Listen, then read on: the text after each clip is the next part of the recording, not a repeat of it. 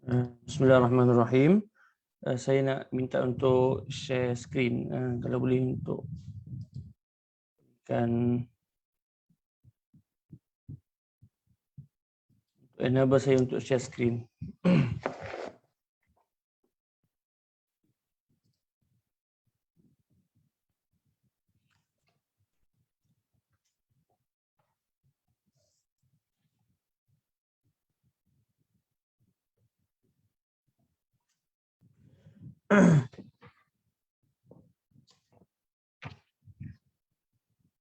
Minta admin untuk enable saya untuk share screen ya.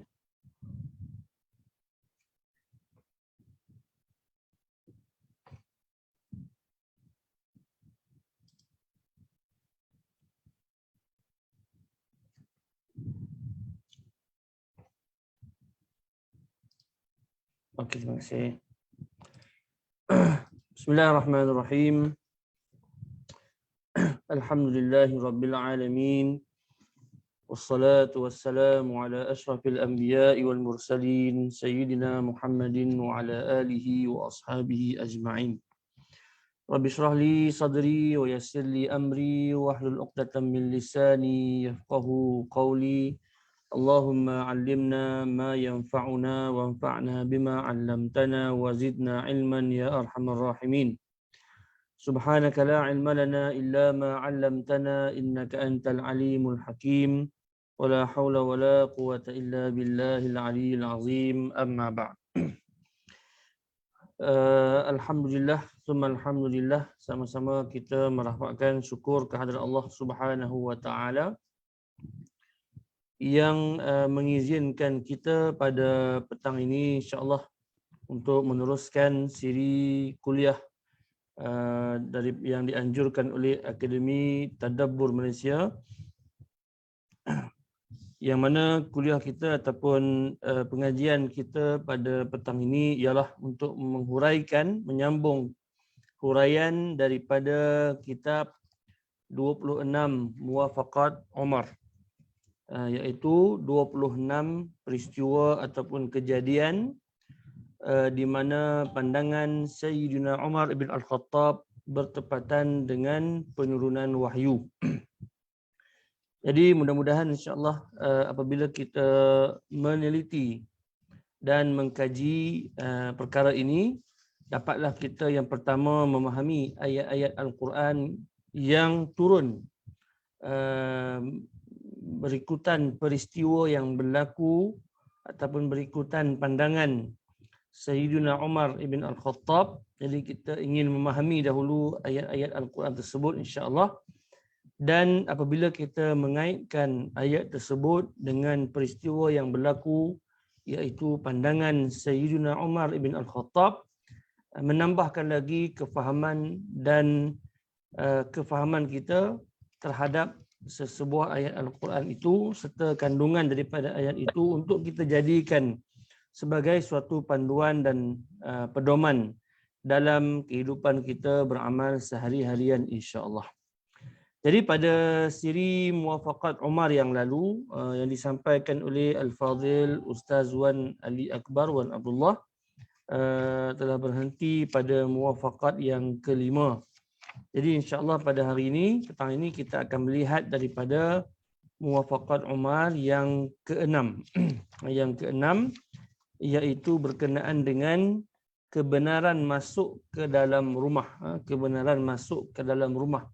Ataupun saya letakkan tajuk yang sedikit berbeza tetapi kandungannya hampir sama, iaitu meminta izin masuk ke dalam bilik, berkenaan dengan meminta izin untuk masuk ke dalam bilik. Jadi insya-Allah kita lihat ayat Al-Quran yang berkaitan dengan peristiwa ini. Kalau kita bacakan dahulu insya-Allah. A'udzubillahi minasyaitonirrajim.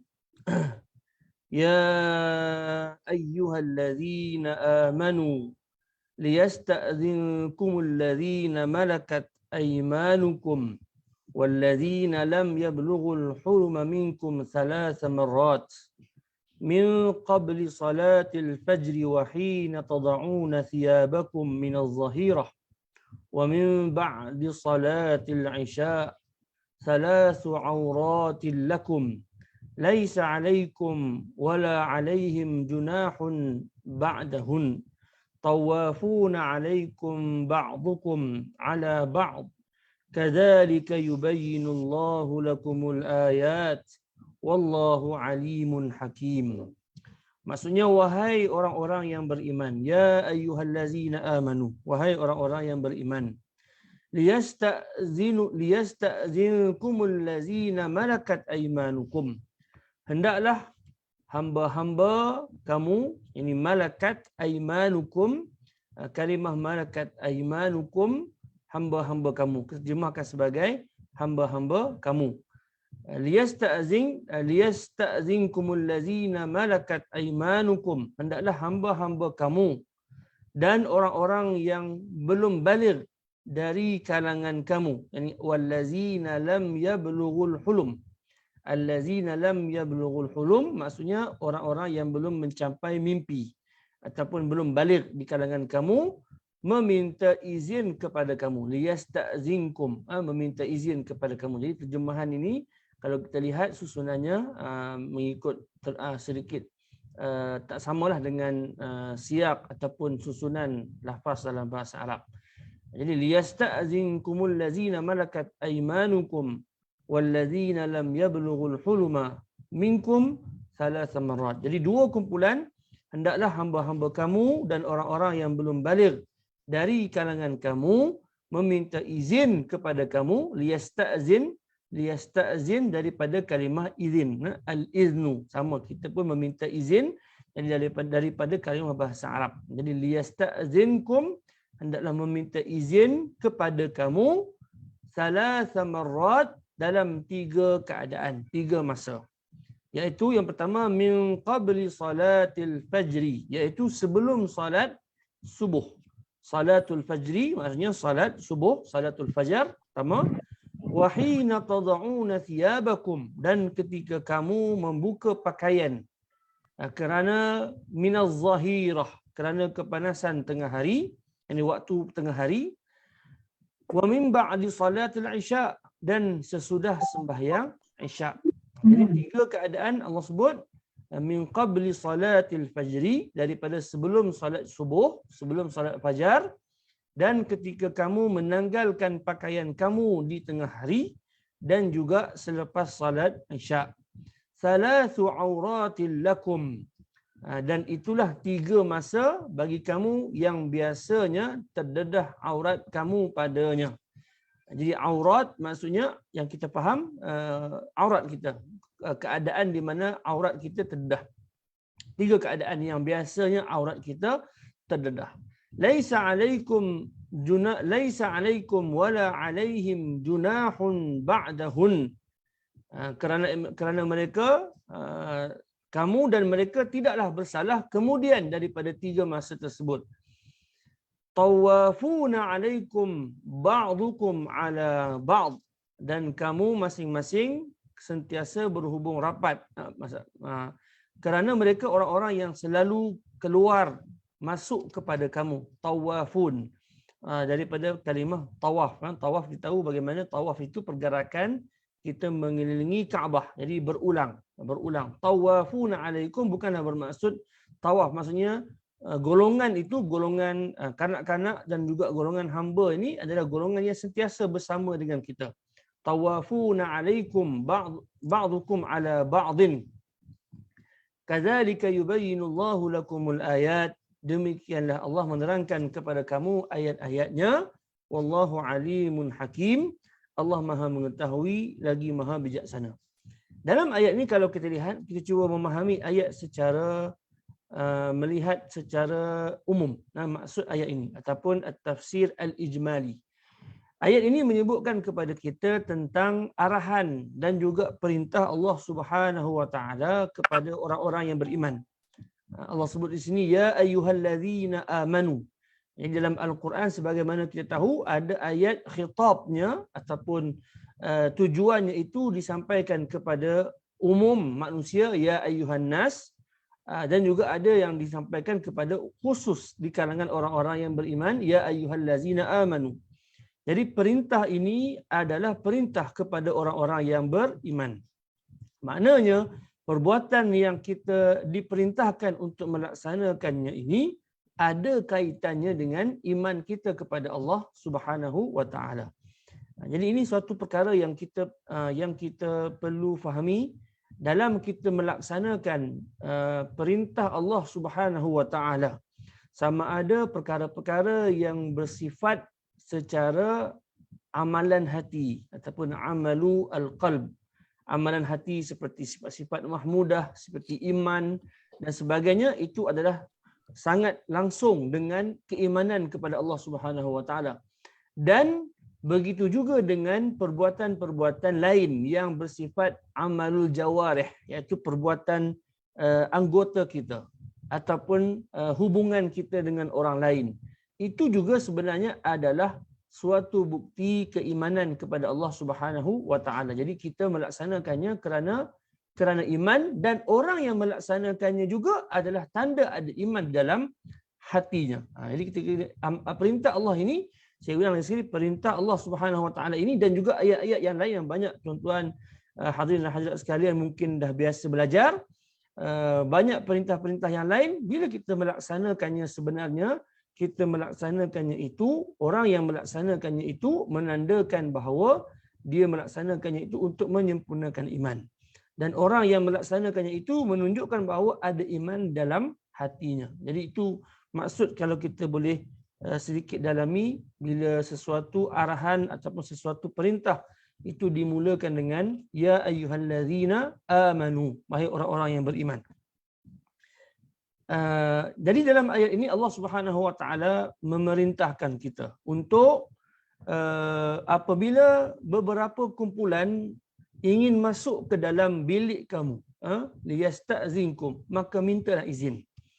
Mintalah izin, tiga golongan ini ataupun tiga waktu ini hendaklah apabila golongan kanak-kanak yang belum baligh, lam yablughul hulum, satu, dan juga hamba yang berada dengan kita.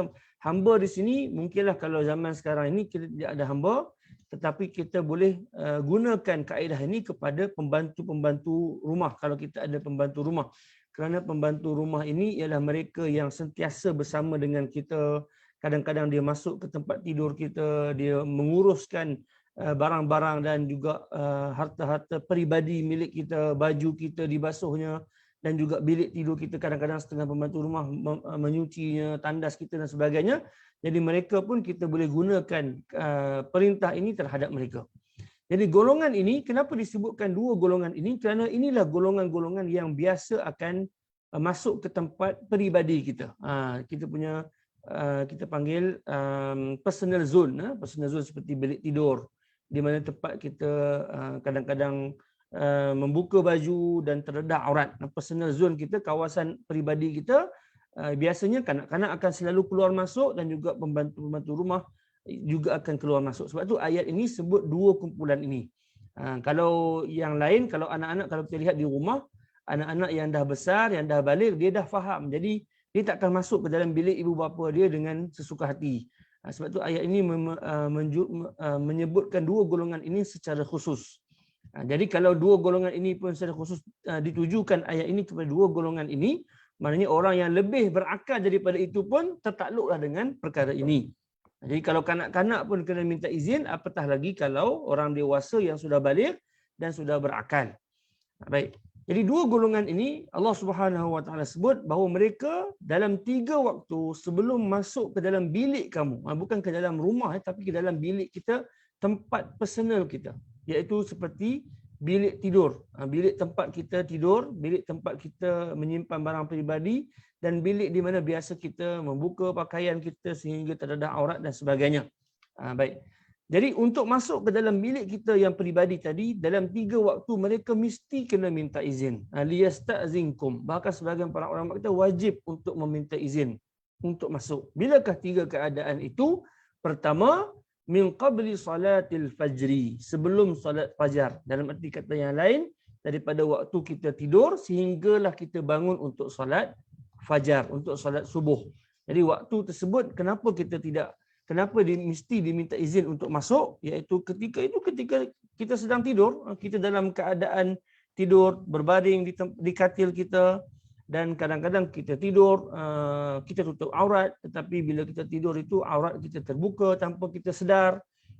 Dan ialah bilik tidur tempat di mana ibu bapa tinggal, kadang-kadang kita dalam keadaan yang kita tidak mahu anak-anak kita untuk lihat kita keadaan tersebut, maka kita kena ajarkan mereka supaya sebelum masuk bilik, kalau nak masuk bilik atas apa-apa urusan, sebelum waktu subuh, sebelum kita bangun untuk salat subuh, kena minta izin. Kemudian yang kedua, Allah sebut kepada kita, wa hina tad'una thiyabakum minaz zahirah, iaitu di waktu tengah hari. Kata para ulama, iaitu waktu qailulah, waktu tidur di tengah hari. Waktu kita setengah masyarakat di waktu tengah hari itu waktu kita masuk bilik dan kita rehat. Waktu rehat tersebut ya kita masuk bilik untuk tidur. Jadi bila masuk bilik untuk tidur ini, kita akan buka pakaian kita dan sebagainya, maka di situ juga akan terdedahnya aurat. Baik. Kemudian yang kedua, wa min ba'di salatil isya, dan selepas salat isya, iaitu pada waktu malam. Setelah kita salat isya dan kita nak masuk tidur. Jadi kalau kita lihat dalam ayat ini, Allah Subhanahu wa taala sebut kepada kita tentang selepas waktu isya. Kerana dalam hadis dalam riwayat Al-Bukhari menyebutkan bahawa orang Arab di zaman Nabi SAW, mereka selepas isya mereka tidak ada lagi sebarang aktiviti selepas itu. Habis solat isya masing-masing balik ke rumah dan terus untuk tidur. Bahkan terdapat hadis yang menyebutkan larangan bercakap-cakap di waktu selepas isya.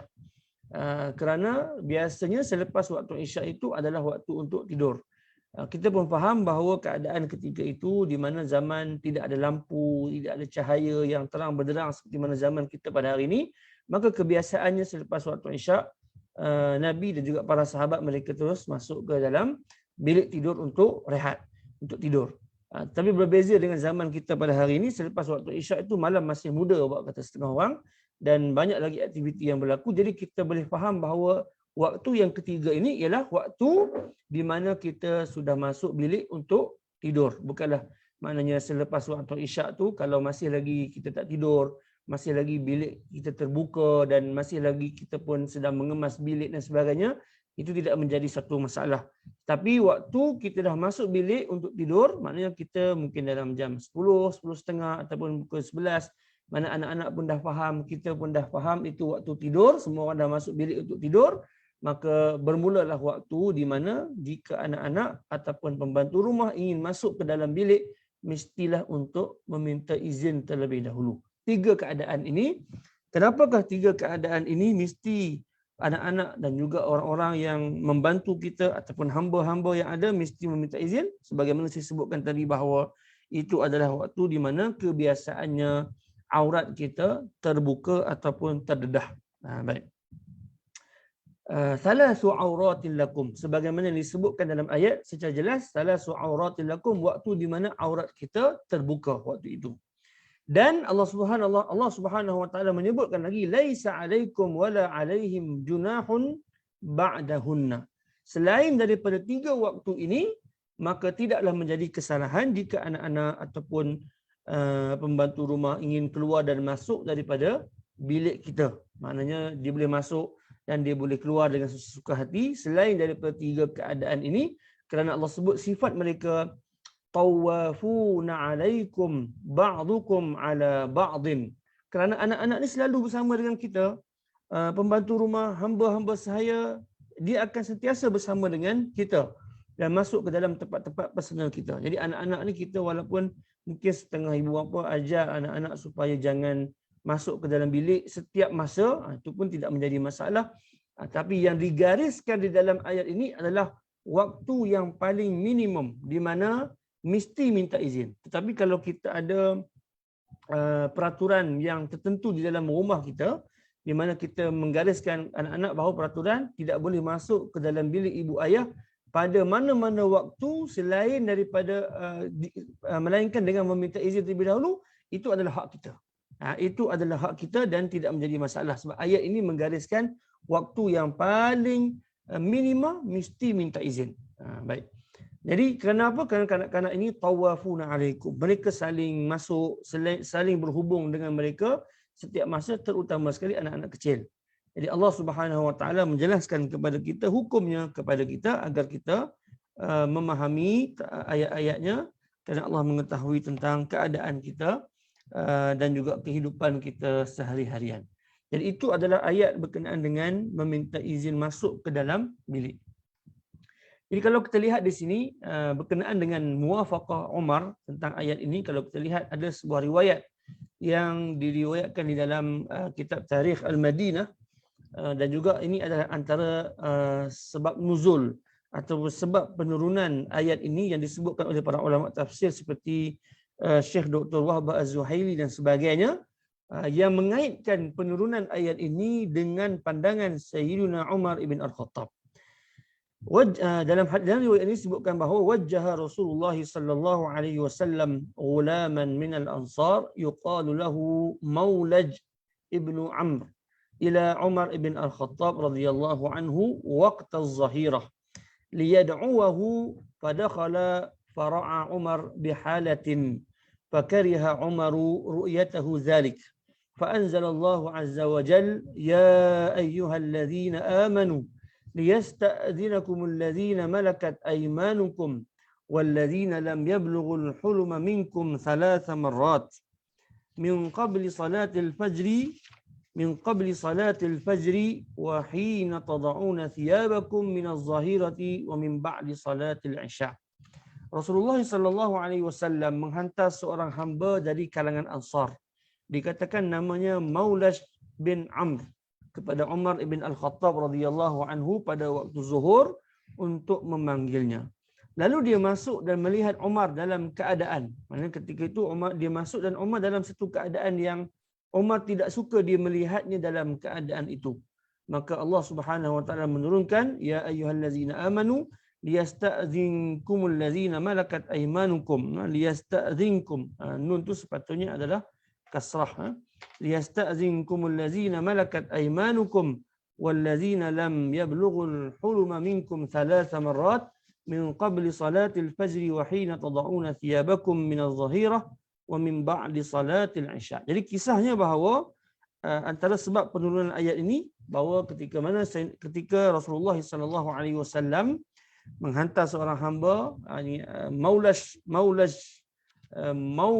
ibn Amr, Maulaj ibn Amr dihantar oleh Nabi SAW untuk berjumpa Sayyidina Umar. Jadi ketika sampainya Maulaj tadi dalam keadaan Sayyidina Umar tengah rehat di tengah hari. Ketika waktu az-zahirah, di pertengahan hari tengah rehat. Jadi ialah bila kalau kita dalam keadaan rehat ini kita buka baju ataupun kita terdedah sebahagian aurat dari badan, maka Sayyidina Umar ibn Al-Khattab apabila hamba tadi masuk dan bertemu dengan Sayyidina Umar ibn Al-Khattab dalam keadaan itu, dan Sayyidina Umar ibn Al-Khattab tak suka sesiapa melihat dia dalam keadaan tersebut, maka Sayyidina Umar pun mengadu kepada Nabi SAW. Maka turunlah ayat ini menjelaskan hukum berkenaan dengan waktu-waktu di mana seseorang hamba ataupun anak-anak apabila ingin masuk ke dalam bilik personal mesti meminta izin terlebih dahulu. Jadi ini antara sebab nuzulnya yang mengaitkan bahawa kejadian ini bertepatan dengan pandangan Sayyidina Umar ibn Al-Khattab. Ada juga riwayat lain yang menyebutkan tentang beberapa kisah yang lain, antaranya yang berlaku ketika dari seorang hamba yang telah balik sampai ke rumah Asma binti Abu Marsad. Sama juga keadaannya, hamba tersebut sampai kepada rumah Asma, dan waktu itu waktu di mana Asma binti Abu Marsad tak suka orang masuk dan juga melihat keadaannya pada ketika itu, maka dia pun datang berjumpa dengan Nabi SAW mengadu tentang keadaan tersebut. Maka turunlah ayat ini, dan ada lagi beberapa kisah yang lain dikaitkan juga dengan penurunan ataupun sebab nuzul ayat ini. Kalau kita bacakan insya-Allah. Jadi kalau kita lihat di sini terdapat riwayat yang jelas menyebutkan bahawa kejadian ini berlaku ataupun turunnya ayat ini berlaku dengan bertepatan dengan pandangan ataupun permintaan ataupun aduan Sayyidina Umar ibn Al-Khattab, iaitu keadaan di mana ataupun 3 keadaan di mana seseorang yang ingin masuk ke dalam bilik mesti meminta izin terlebih dahulu daripada ibu bapa. Minta izin ni maksudnya beginilah, kalau kita sebut minta izin ni maknanya sebelum masuk itu mengetuk pintu terlebih dahulu dan bertanya boleh tak saya masuk. Begitu keadaan kita meminta izin. Sebelum masuk mesti diberitahu dahulu bahawa dia ingin masuk, dan jika diizinkan masuk barulah masuk, dan jika tidak diizinkan maka janganlah anak-anak tersebut masuk pada waktu-waktu tersebut. Baik. Jadi kalau kita lihat dalam ayat ini, implikasi hukumnya jelas daripada yang kita huraikan sebentar tadi, daripada ayat secara langsung bahawa seseorang itu, terutama golongan yang kanak-kanak dan juga hamba, mestilah meminta izin terlebih dahulu sebelum masuk ke dalam bilik ibu bapa ataupun bilik personal kita. Saya sebutkan tadi ibu bapa, tapi sebenarnya dia merangkumi mana-mana kawasan ataupun ruang individu. Contohnya bilik kakak pun sama, bilik adik pun sama, ataupun mana-mana bilik personal. Kalau kita nak masuk pada 3 waktu ini, mintalah izin terlebih dahulu. Jadi kecuali bilik dia sendirilah. Kalau kita di rumah dalam keadaan situasi rumah kita pada hari ini, setiap anak mungkin ada biliknya tersendiri dan ada bilik yang lain milik anak-anak yang lain. Jadi kita ajarkan anak-anak kita adab ini di dalam rumah. Sangat penting untuk kita ajarkan adab-adab ini kepada anak-anak kita di dalam rumah kita. Ini adalah antara perkara yang penting, adab yang kadang-kadang, bukan kadang-kadang, kalau kita lihat terlalu kita dilupakan. Kita tak ajar anak-anak kita untuk meraihkan adab ini. Jadi di sinilah adab-adab ini bila kita ajarkan anak-anak kita untuk beramal dengannya dalam rumah, akan mendatangkan keberkatan. Kerana kita melaksanakan perintah Allah Subhanahu Wa Taala dalam urusan berkeluarga kita. Jadi ajarkan anak-anak kita yang belum baligh ini, anak-anak kita yang masih kecil, untuk mereka kalau nak masuk ke dalam bilik sesiapa pun selain daripada bilik mereka, jadi paling kurang pada 3 waktu ini kita kata kepada mereka, ketuklah pintu terlebih dahulu dan mintalah izin sebelum masuk. Jangan terus terjah dan masuk tanpa meminta izin terlebih dahulu. Dan perkara ini sebagai kita menghormati ruang individu ataupun ruang personal yang kita khususkan di dalam bilik kita, itu yang pertama. Dan sebenarnya hikmah yang paling besar daripada perkara ini adalah untuk menjaga aurat, untuk menjaga batas-batas aurat di dalam ahli keluarga. Ini adalah untuk menjaga batas aurat di dalam keluarga, bukan bersama dengan orang luar. Kita sedang cerita tentang Islam mengajarkan kita untuk menjaga batas-batas aurat sesama ahli keluarga. Anak dengan ibu bapa, anak sesama anak, dan juga anak bersama dengan orang lain di dalam rumah kita. Jadi ini adalah adab yang sangat khusus dan istimewa, dan yang mana Islam sehinggakan dalam urusan keluarga kita pun diajarkan kepada kita untuk kita menjaga keharmonian kehidupan kita di dalam rumah kita, di dalam keluarga kita. Jadi mudah-mudahan insya-Allah, kalau jarang hari ini perkara ini dibahaskan ataupun disebutkan kembali, tapi kita kena sebutkan dan kita kena ajar dan didik anak-anak kita supaya mereka menghormati batas-batas ini. Sebagaimana saya sebutkan tadi, 3 waktu ini adalah paling minimum, paling kurang. Maksudnya kalau kita nak menetapkan peraturan yang lebih ketat daripada ini, seperti mana kita nak katakan bahawa tak boleh masuk langsung tanpa meminta izin terlebih dahulu, itu adalah hak kita dan itu adalah terpulang kepada kita. Tapi Islam meletakkan batas adab yang paling minimum 3 waktu. Kalau nak masuk, minta izin terlebih dahulu supaya tidaklah berlaku perkara-perkara yang memalukan sesama ahli keluarga di dalam rumah kita. Jadi baik.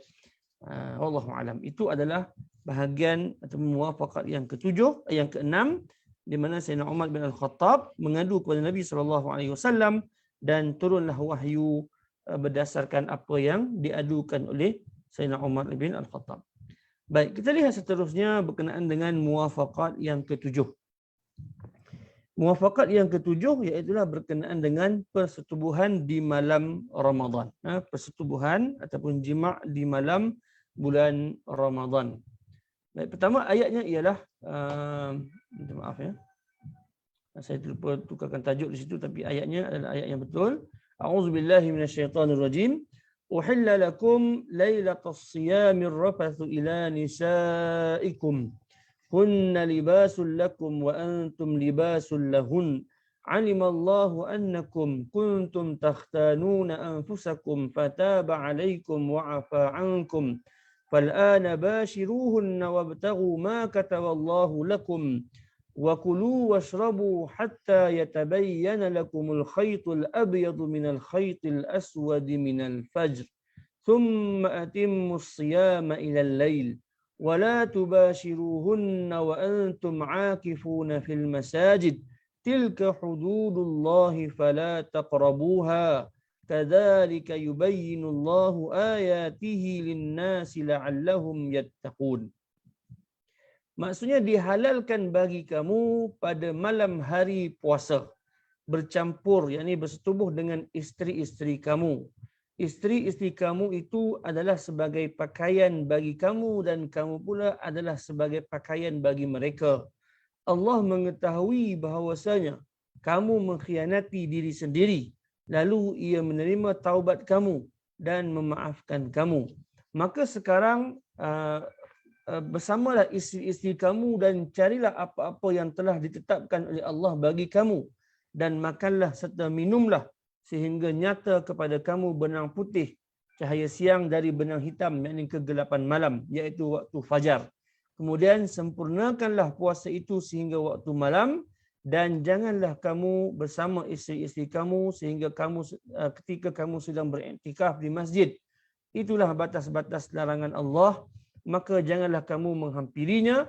Demikian Allah menerangkan ayat-ayat hukumnya kepada sekalian manusia supaya mereka bertakwa. Surah Al-Baqarah ayat yang ke-187. Okey, tajuk itu saya terlupa untuk tukar, maksudnya ialah persetubuhan pada bulan Ramadan. Dalam ayat surah Al-Baqarah ini kalau kita lihat, Allah Subhanahu wa taala menjelaskan kepada kita uhillah. Uhilla ini daripada perkataan halal. Uhilla, ahalla, yuhillu, uhilla, halalun. Dihalalkan.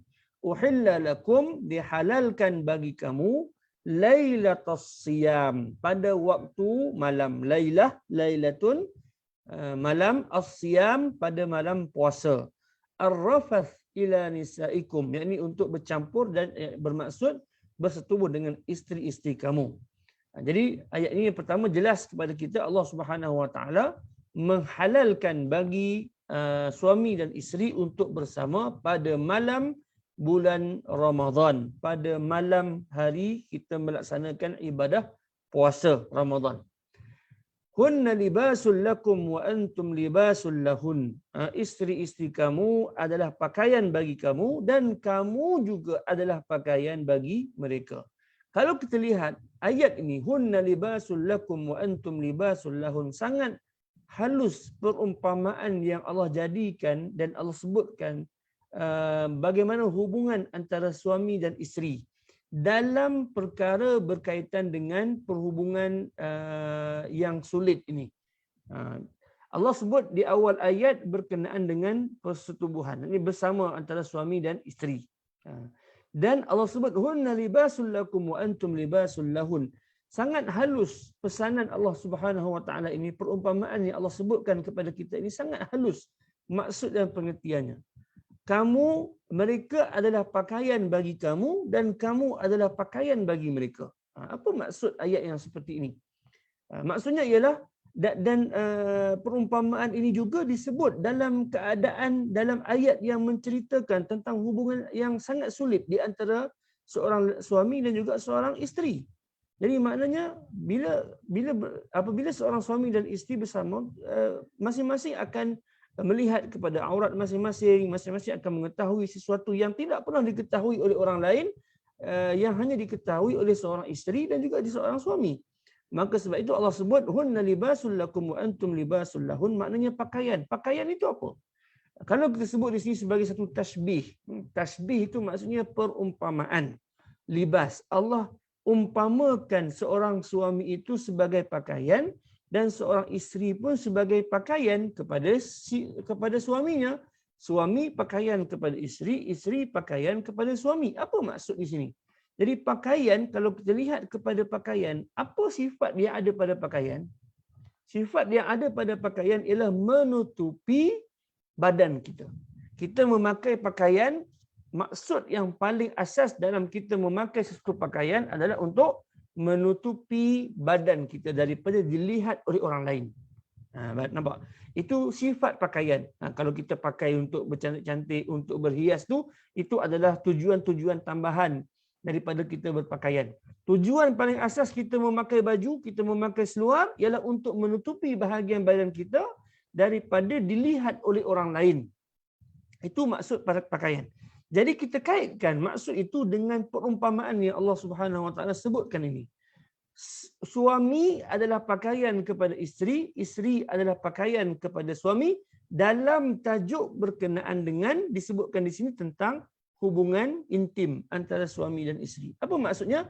Maknanya seorang suami itu dia menutup aib yang dia lihat pada seorang isteri, tidak diceritakan dan didedahkan kepada orang lain.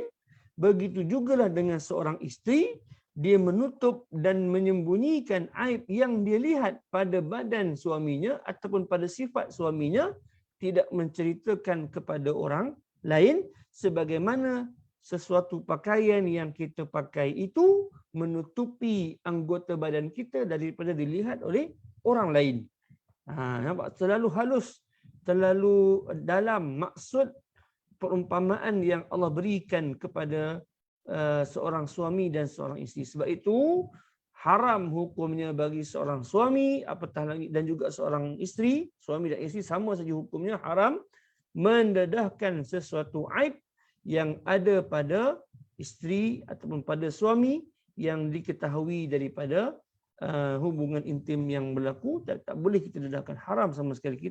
Sepatutnya kita melindungi, seorang suami melindungi aib isterinya dan isterinya melindungi aib seorang suaminya. Pada hari ini kita nak ucapkan la haula wala quwata illa billah.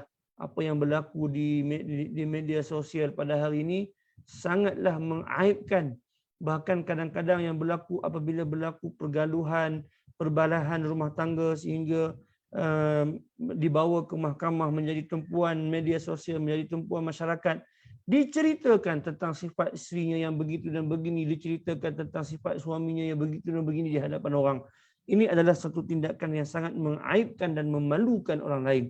Biarpun seseorang itu telah pun mungkin berlaku perceraian antara dia dan juga isterinya ataupun antara dia dan juga suaminya, maka mesti melindungi, wajib melindungi aib yang dia ketahui daripada diketahui oleh orang lain.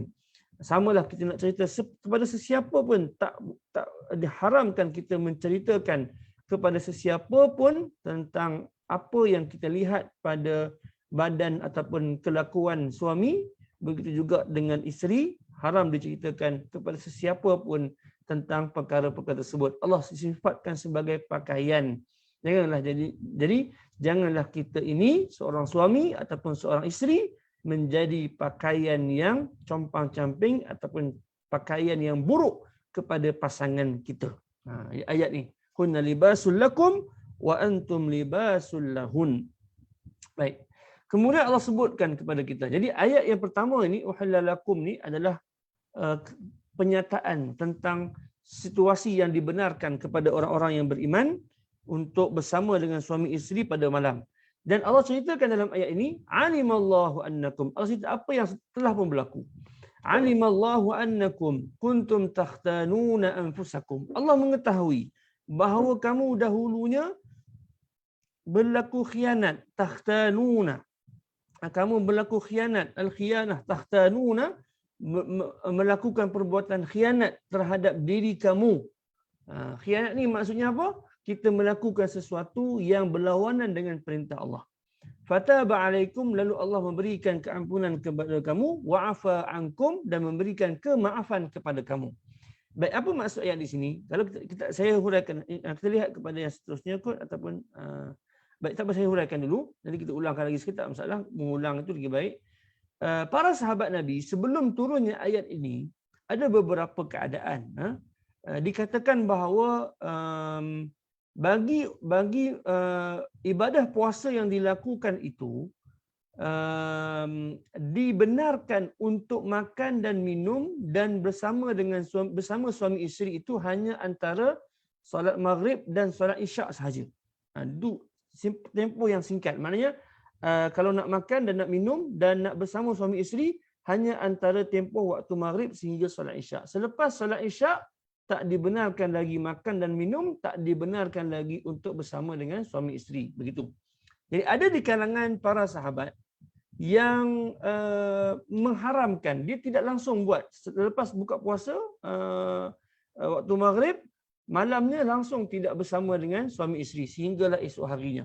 Dan ada juga di kalangan mereka yang keadaan itu sangat sukar bagi mereka untuk menahan diri, maka mereka senyap-senyap melakukan perbuatan tersebut, iaitu bersama dengan suami isteri ataupun makan dan minum selepas waktu isyak, makan dan minum dan bersama suami isteri, melakukannya secara senyap-senyap. Jadi melakukan perbuatan tersebut secara senyap-senyap itu dikatakan sebagai tahtanuna anfusakum. Khianat, mana kita buat perkara, melakukan perkara yang tidak dibenarkan untuk dilakukan. Jadi sebelum ayat ini turun, puasa, ibadah puasa seperti itu. Selepas isyak tak boleh makan, tak boleh minum dan tidak boleh bersama dengan antara suami dan juga isteri. Tapi sebab keadaan itu terlalu sukar bagi sebahagian para sahabat, maka sebahagian daripada mereka melakukan perbuatan tersebut secara senyap-senyap. Lalu disebabkan itu Allah Subhanahu wa taala turunlah ayat ini. Fal ana bashiruhunna. Jadi sekarang ini Allah sebut, dan sekarang al-an. Al-an itu maksudnya sekarang. Jadi kalau kita nak belajar bahasa Arab, kalau orang tanya nak pergi bila? Al-an. Al-an tu maksudnya sekarang. Al-an. Al-an tu maksudnya sekarang. Fal ana bashiruhunna wabtaghu ma kataballahu lakum. Dan sekarang maka kamu bersamalah dengan isteri-isteri kamu dan carilah apa yang Allah telah berikan kepada kamu. Wa kulu washrabu, dan makan dan minumlah. Maknanya selepas berbuka puasa dibenarkan makan dan minum, dan juga untuk mubasyaratu an-nisa. Dibenarkan untuk bersama dengan suami isteri, makan dan minum selepas terbenamnya fajar.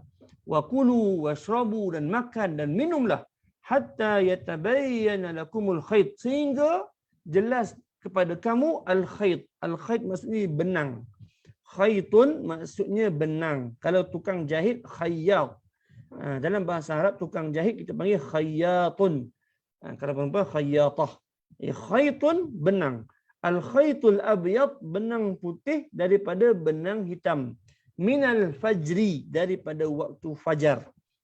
Jadi ayat ni ada kisah yang masyhur di kalangan para sahabat. Bila turun ayat ini, sebagian sahabat dengar, oh Allah benarkan kepada kita untuk makan dan minum dan bersama suami isteri sehingga jelas antara benang putih dan benang hitam. Jadi antara sebahagian sahabat, antaranya Adi bin Hatim, dia baca ayat ni, dia kata, ya Rasulullah, aku ambil dua benang, benang putih dan benang hitam, maka aku letak di bawah bantal. Jadi macam mana dia buat? Dia ambil benang putih, dia ambil benang hitam, dia pun tengoklah ni benang, katakan benang putih, kemudian dia ambil benang hitam, katakan, dan dia tengok. Bila benang putih itu dia nampak, maka dia berhenti makan dan minum dan berhenti segala perbuatan. Tapi bila benang putih itu masih tak nampak, masih lagi macam benang hitam, maka waktu itu dia masih makan dan minum. Jadi Adi bin Hatim dia buat macam tu, dan sebahagian para sahabat diriwayatkan diikat dekat kaki dia benang putih dan benang hitam. Jadi dia tengoklah, selagi nampak benang, selagi tak nampak benang putih itu, maknanya boleh makan minum dan boleh bersama dengan suami isteri. Sampailah nampak benang putih, tak boleh. Jadi perkara ni dibawa kepada Nabi SAW. Disebutlah, wahai Rasulullah, aku buat begini dan begini. Maka Rasulullah pun tersenyum. Bukanlah maksudnya itu untuk kita ambil dua benang. Tuan-tuan janganlah pula balik rumah nanti buat dua benang, bulan puasa nak mari nanti buat dua benang, benang hitam, benang putih, tengok. Bukan itu maksud dia. Ini juga adalah perumpamaan. Ini juga adalah kiasan. Maksudnya di sini minal fajri, daripada waktu fajar. Waktu fajar ni tuan-tuan, kalau kita lihat fajar sadiq, fajar sadiq. Fajar ada dua, fajar kazib dengan fajar sadiq. Dalam hadis disebut fajar kazib ni dia mengufuk. Dia mengufuk, dah bahkan dalam sebuah hadis disebutkan dia seperti ekor musang. Ekor musang ni macam mana ya? Dia macam dia dikembang. Dia menegak dan dikembang. Dia mengembang ke tepi. Itu adalah fajar kazib. Fajar kazib kita masih lagi boleh makan dan minum dan belum masuk waktu. Fajar sadiq dia melintang. Dia melintang. Jadi sebab tu diumpamakan al-khayt. Al-khayt ni dia seperti satu garis putih di ufuk sana. Itu dipanggil sebagai fajar sadiq. Cuma kita kat Malaysia ni susahlah sebenarnya untuk memerhatikan fajar. Sebab muka bumi kita yang banyak pokok dan berbukit bukau, jadi susah untuk kita melihat dan merenung terbitnya fajar. Cuma mungkin kalau kita sebab pantai kita pun kita boleh pergi ke pantai timur lah kot, tempat terbitnya matahari mungkin boleh. Kalau pantai barat tu susahlah kita nak tengok matahari terbit. Jadi kalau kita nak lihat, jadi kita pergi ke kawasan yang luas. Kalau orang Arab ni di kawasan padang pasir, memang kawasan yang terbentang luas, maka mereka boleh memerhatikan terbitnya fajar sadiq dengan jelas. Dulu kalau saya pun pernah sekali ataupun dua kali sahaja yang sempat lihat ketika berada di luar. Di Malaysia ni tak pernah lagi lah. Mungkin kita boleh cuba kalau di tepi pantai sebelah timur, mungkin kita boleh cubalah untuk memerhatikan fajar. Cuma kita bentuk bumi kita yang berbukit bukau, banyak pokok dan awan kita pun tebal, jadi susah sikit untuk kita memerhatikan fajar. Tapi alhamdulillah zaman sekarang ni moden, terbitnya fajar terus berbunyi sahaja jam, tak ada masalah.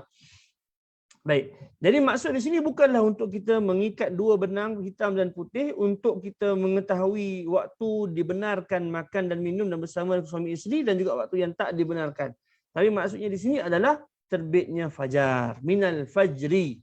Jadi itu waktunya. Maka Allah Subhanahu Wa Taala menyebutkan kepada kita waktu di mana kita boleh makan dan minum, wa kulu washrabu, makan dan minumlah kamu daripada terbenamnya fajar, maksudnya salat maghrib, sehingga terbitnya ataupun jelas antara dua benang putih dan benang hitam, iaitu terbitnya fajar sadiq, bukan fajar kazib. Khayt, saya sebutkan lagi sekali, fajar kazib dia bukannya melintang. Fajar kazib dia menegak dan cahayanya kembang ke kiri dan kanan seperti ekor musang ataupun seperti ekor kucing yang kembang tu. Dia tak adalah jelas tapi tahu cahayanya tu dia ke tepi. Tapi kalau fajar sadiq dia satu garis seperti benang melintang. Itu fajar sadiq. Baik. Itulah maksud ayat di sini. Jangan pula nanti ada yang simpan benang putih dan benang hitam. Bukan itu maksudnya. Kemudian Allah sebut summa atimmus siyama ilal lail. Habis terbitnya fajar sadiq tersebut, maka sempurnakanlah puasa kamu sehingga waktu malam. Wala tubashiruhunna wa antum aakifuna fil masajid, dan janganlah kamu bersama dengan isteri-isteri kamu ketika kamu beriktikaf di dalam masjid. Tilka hududullah, itulah hudud, yakni batasan-batasan Allah Subhanahu wa taala. Fala taqrabuha, janganlah kamu menghampirinya. Kadzalika yubayyinullahu ayatihi linnas la'allahum yattaqun. Demikianlah Allah menerangkan ayat-ayat hukumnya kepada sekalian manusia supaya mereka bertakwa. Tadi ayat tadi Allah sebut ya ayyuhallazina amanu. Ayat ini pula Allah kaitkan dengan sifat takwa. Sebab apa sifat takwa di sini? Kenapa sifat takwa? Kerana di sini ibadah puasa. Ibadah puasa kalau kita lihat adalah ibadah yang tersembunyi. Ibadah yang kita lakukan adalah puasa itu adalah antara kita dengan Allah Subhanahu Wa Taala. Takwa ni adalah kita melaksanakan perintah Allah dan takut kita dan perasaan takut kita untuk melanggar perintah Allah dan melaksanakan perintah Allah. Itu takwa secara ringkas. Jadi ibadah ini ialah ibadah puasa. Dan juga maknanya orang yang melaksanakan ibadah ini, maknanya melaksanakan, menjaga batas-batas ini, menjaga batas waktu yang dibenarkan makan, menjaga batas waktu yang tidak dibenarkan makan dan minum bersama isteri, hanya dia sahaja yang tahu. Orang berpuasa, dia sahaja yang tahu dia benar-benar berpuasa ataupun tidak, dan yang tahunya adalah Allah Subhanahu wa Ta'ala sahaja yang tahu. Orang berpuasa boleh menzahirkan muka yang penat, bibir yang mengelupas, badan yang penat dan juga nafas yang berbau. Tetapi hakikatnya adakah dia berpuasa ataupun tidak, dia makan ataupun tidak, dia minum ataupun tidak, itu hanya Allah sahaja yang tahu. Maka ayat ini adalah, sebab itu disudahi dengan kadzalika yubayyinullahu ayatihi lin-nas la'allahum yattaqun. Takwa kerana ia berkait dengan rasa takut kita untuk menjaga batas-batas yang dibenarkan dan yang tak dibenarkan oleh Allah Subhanahu wa Ta'ala. Kalau tadi ya ayyuhallazina amanu, kerana itu adalah perbuatan zahir. Iman ini tidak hanya di dalam hati tetapi terzahir dalam perbuatan kita, dalam urusan keluarga kita, menjaga batas-batas hubungan dan juga aurat di dalam keluarga kita. Di situ mungkin kita boleh huraikan kenapa di sana ya ayyuhallazina amanu dan kenapa di sini yattaqun. Baik, itu maksud ayat. Kalau kita lihat di dalam bab ini, di manakah yang dikatakan muwafaqah Umar, ketepatan pandangan Umar dengan ayat ini? Al-Imam Ahmad ibn Hanbal meriwayatkan dalam kitabnya Al-Musnad sebuah hadis daripada Abdul Rahman ibn Abu Layla daripada Muaz bin Jabal, katanya wa kana Umaru qad asaba minan nisa'i min jariyatin aw min hurratin ba'da ma nam. وأتى النبي صلى الله عليه وسلم فذكر ذلك له فأنزل الله عز وجل أحل لكم ليلة الصيام الرفث إلى نسائكم. Baik. Ila qawlihi thumma atimmus siyama ila al-lail. Sesungguhnya Umar pernah mendatangi wanita daripada kalangan jariyah ataupun yang merdeka selepas tidurnya. Dia tidur, dia bangun dan dia bersama dengan hambanya ataupun jariyahnya. Kemudian dia datang kepada Nabi SAW dan menceritakan apa yang telah berlaku. Maka Allah Subhanahu Wa Taala menurunkan ayat "Tsumma atimmus siyama ila al-lail" sehinggalah uhilla lakum lailatas siyam, sehinggalah "Tsumma atimmus siyama ila al-lail". Baik.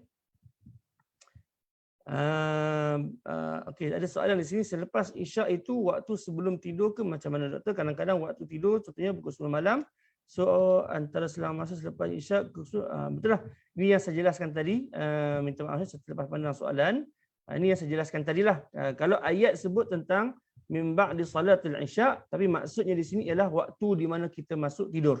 Walaupun Isyak habis dalam pukul katakan 8.40, kita dah selesai solat dan kita masuk tidur pukul 10. Jadi antara waktu tersebut tak ada masalah. Kita boleh keluar masuk dalam bilik, tidak ada menjadi masalah. Tapi waktu yang mereka harus minta izin tu waktu semua dah masuk tidur, mak ayah dah masuk tidur, kita dah masuk tidur, adik-adik dah masuk tidur, dah kunci bilik dah, dan ketika itu kalau nak masuk baru kena minta izin. Itu secara maksudnya jawapan saya tadi saya dah sebut secara sedikit sebanyak tentang perkara ini tadi. Minta maaf saya terlupa untuk melihat soalan tadi. Baik.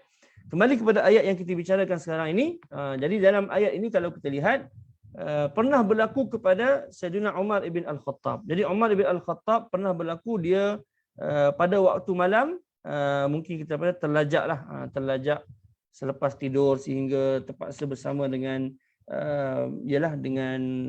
di kalangan jariyah dia ataupun hambanya.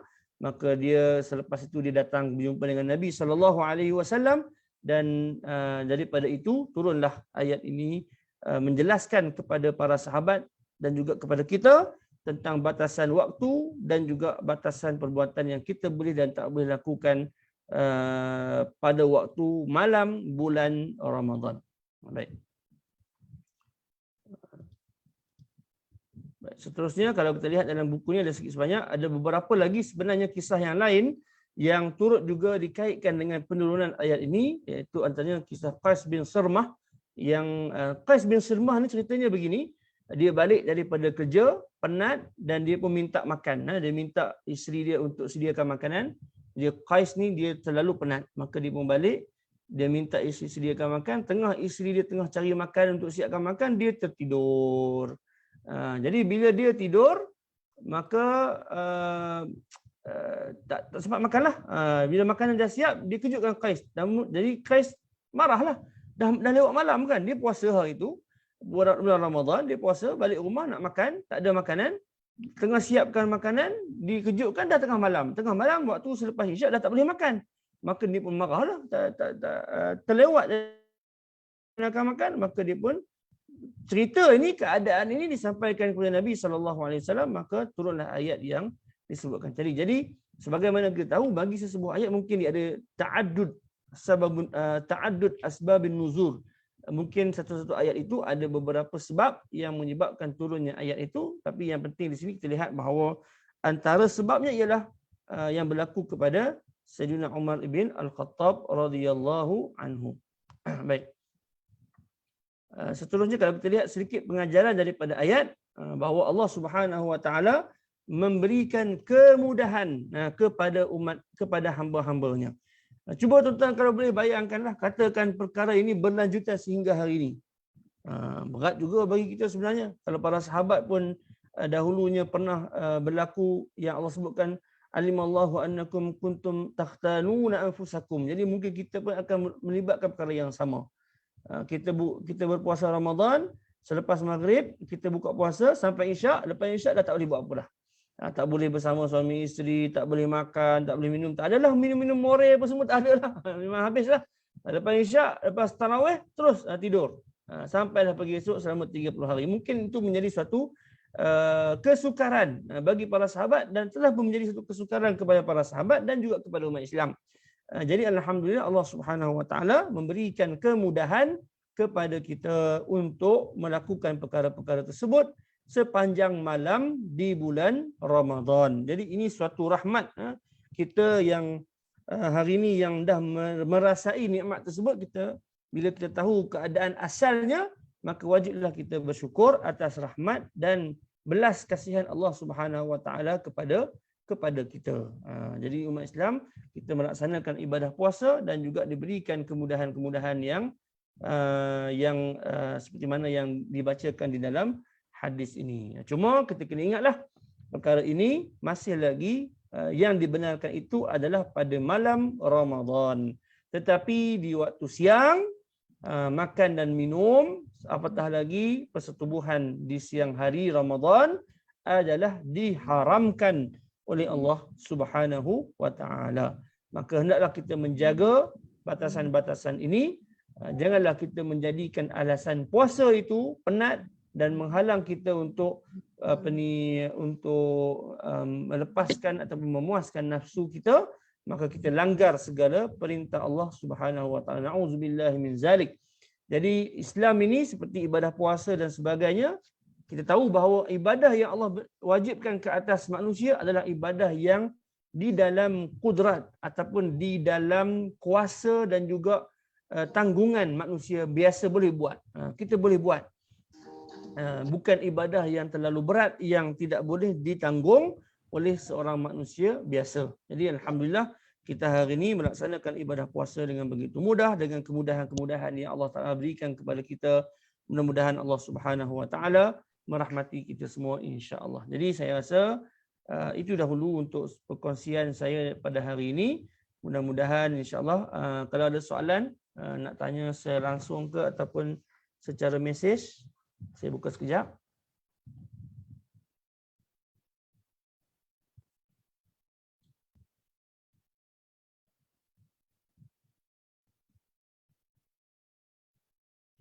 Okey, tak ada ya. Okay, kalau tidak ada soalan, maka saya rasa kita tangguhkan dahulu insya-Allah sesi kita pada petang ini. Alhamdulillah dalam sejam lebih kurang ini kita telah mempelajari dan juga memahami dua ayat Al-Quran, iaitu berkenaan dengan adab-adab di dalam rumah sesama ahli keluarga, waktu-waktu yang harus kita minta izin untuk masuk ke dalam bilik ahli keluarga yang lain, dan juga yang kedua kita telah melihat tentang ayat di mana Allah Subhanahu wa taala memberikan kemudahan kepada kita dalam ibadah puasa Moga-moga Allah Subhanahu wa taala memberikan kita rahmat dan kefahaman yang baik dalam kita meneruskan amalan kita dan memperbaiki amalan kita sehari-harian insya-Allah. Wallahu taala alam. Saya mohon untuk berhenti di sini dahulu. Mudah-mudahan kita dirahmati Allah. Moga-moga amalan kita diterima oleh Allah Subhanahu wa taala. Aqulu qawli hadza wa astaghfirullahal azim li wa lakum. Assalamualaikum warahmatullahi wabarakatuh. Subhanakallahumma wa bihamdik nashhadu an la ilaha illa anta nastaghfiruka wa natubu ilaik. Wassalamualaikum warahmatullahi wabarakatuh.